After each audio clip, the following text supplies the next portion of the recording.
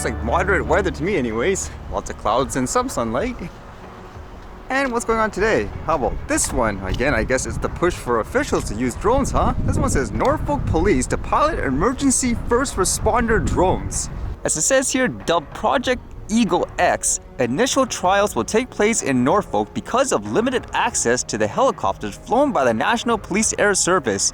If successful, drones would be stationed on buildings and operate remotely to scenes to give the police early information. Further tests will also take place with Thames Valley and Hampshire forces. Similar trials have taken place in San Diego, USA, and other tests are set to take place in Belgium and the Netherlands. Wow, shows you it's really, I guess, getting there in terms of police forces just using drones to initiate, I guess, investigations if they want. Like they said in some other stories, protests, for example, I would assume, on demand. It says, it is hoped the devices, known as, quote, drones as first responders, would give more accurate information on the potential scale of an incident than a member of the public and arrive more quickly than a helicopter.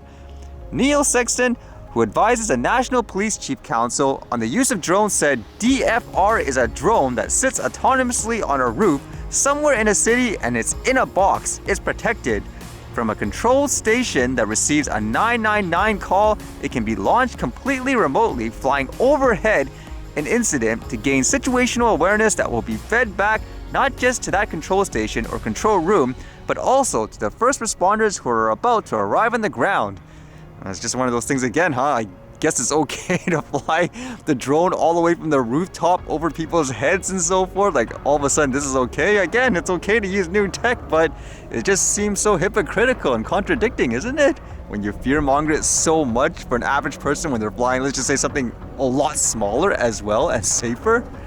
And talk about actual weapons, how's this one? Apparently Iran introduced some new, I guess, drone weapons per se. It says not one but two Shahed UAVs were unveiled. Shahed 139, new male UAV, possibly MQ-1 derived, similar to Command 22 design-wise. And then there's the Shahed 147, new jet-powered Hail UAV, 26-meter wingspan, and can fly up to an altitude of 18 kilometers. Note SAR radar 2. I guess the shape of it does remind you of a Reaper and all that, and it's probably going to be, I guess, selling or be used a lot during these times, huh? During the war and all that. And then I read this randomly. It just seems like there's a lot of strikes recently. Apparently this one, there's a strike in the sugar factory. It's like, what? What's this about? It says strike at Vancouver Sugar Refinery, taking the sweetness out of the holiday season for businesses. Strike enters 7th week with union saying that employer plans to institute 24/7 operation and erode weekends. It seems like this particular situation is people, as it kind of indicates, complaining it's potentially making them work too much. And in a lot of cases, the strikes are usually more to do with, for example, the lack of pay and all that. It says a bitter strike at the Rogers Sugar Refinery in Vancouver is taking some of the sweetness out of the holiday season for bakers and candy makers.